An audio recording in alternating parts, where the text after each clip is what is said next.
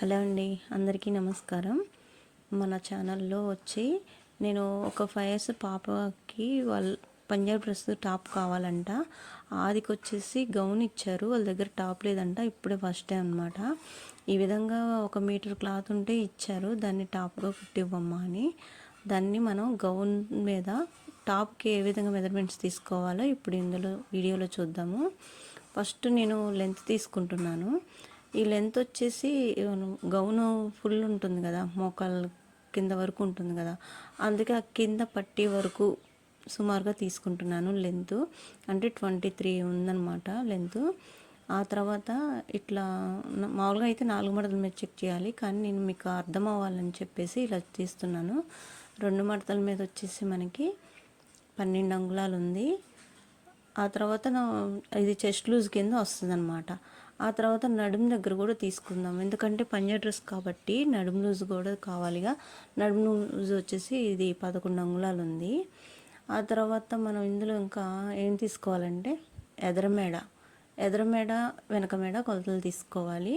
ఇది షోల్డర్ దగ్గర నుంచి ఇలా డౌన్ తీసుకుందాము. 4.5 ఉంది ఫ్రంట్ నెక్. బ్యాక్ నెక్ కూడా మనం అంతే పెట్టుకుందాం, చిన్న పాపే కాబట్టి. తర్వాత వచ్చేసి సంకడౌన్ వచ్చేసి ఈ విధంగా చూసుకోవాలి, 4.5 ఉంది. కాకపోతే పంజాబీ డ్రెస్ దగ్గరికి వచ్చేసరికి 5 అంగుళాలు పెట్టుకోవాలి. మన ఛానల్లో మొదటి నుంచి టైలరింగ్ క్లాసులు నేను 1 by 1 ఎక్స్ప్లెయిన్ చేస్తూ వీడియోలు అప్లోడ్ చేస్తున్నాను. ఎవరైనా కొత్తగా నేర్చుకునే వాళ్ళు ఒకసారి చూడండి. ఇప్పుడు నేను క్లాత్ మీద ఇలా బోర్డర్ వచ్చేలాగా వేద్దాం అనుకుంటే లెంత్ సరిపోవట్లేదు. మరి బోర్డర్ కూడా మనకు కావాలి, కానీ క్లాత్ కూడా సరిపోవాలనుకుంటే ఎలా మడత వేయాలో చూద్దాము. నేను ఇప్పుడు అడ్డంగా ఉన్నదాన్ని నిలువుగా వేసుకుంటున్నాను మడత. నేను కొలతలు ఇక్కడ రాశాను కదా, ఇప్పుడు అవి నేను మడత వేసేటప్పుడు ఆ కొలతలు నాకు కనిపించవు, అందుకని వేరే క్లాత్ మీద తీసుకుంటున్నాను. మన వీడియోలు నచ్చితే ఒకసారి లైక్ చేయండి, అలాగే షేర్ చేయండి.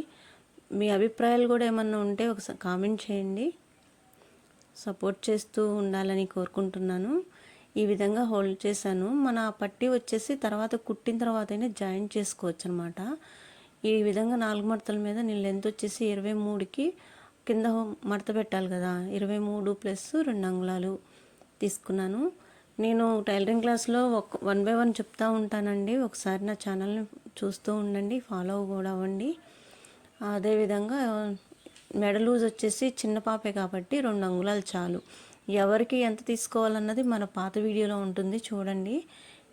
ఆ తర్వాత షోల్డర్ వచ్చేసి 3 అంగుళాలు. సంకడౌన్ వచ్చేసి 4.5 ఉంది కొలత, కానీ మనం ఒక 1/2 ఇంచ్ ఎక్కువ తీసుకోవాలి. పంజాబీ డ్రెస్సులకి గౌన్ల మీద తీసుకునే కొలతలకి డ్రెస్ కొలతలకి కొంచెం మార్పు ఉంటుందండి. ఆ తర్వాత మనకి వచ్చేసి సంక దింపు తీసుకున్న తర్వాత చెస్ట్ లూజ్ తీసుకున్నాం కదా, చెస్ట్ లూజ్ 2 మడతల మీద 12 ఉంది. అంటే 4 మడతల మీద వచ్చేసరికి 6 + 2 అంగుళాలు ఖర్చు, 8 అంగుళాలు తీసుకున్నా. ఆ తర్వాత పంజాబీ డ్రెస్కి వచ్చేసరికి నడుము దింపు, అలాగే సీట్ డౌన్ అని ఉంటుంది, అంటే మనం కట్స్ పెట్టుకుంటాం కదా, ఆ భాగాన్ని సీట్ డౌన్ అంటాము. అవి కూడా కొలుచుకోవాలన్నమాట. నేను సుమారుగా పెట్టాను. ఈ పాపకు వచ్చేసి నడుము దింపు వచ్చేసి నేను 10 అంగుళాలు పెట్టాను, సీట్ డౌన్ వచ్చేసి 13 పెట్టాను అనమాట. తర్వాత ఎదరమేడ ఈ విధంగా వీడియోలో చూపించినట్లుగా నేను 4.5 తీసుకున్నాను.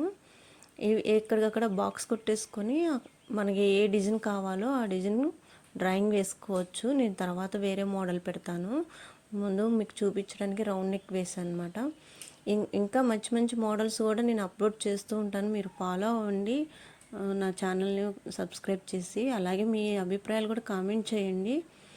ఈ విధంగా మనం నడుము లూజ్ మనం 11 అంగుళాలు వచ్చింది కదా, ఆ 11 అంగుళాలకి 2 అంగుళన్నరే ఖర్చు తీసుకోవాలి నడుము దగ్గర.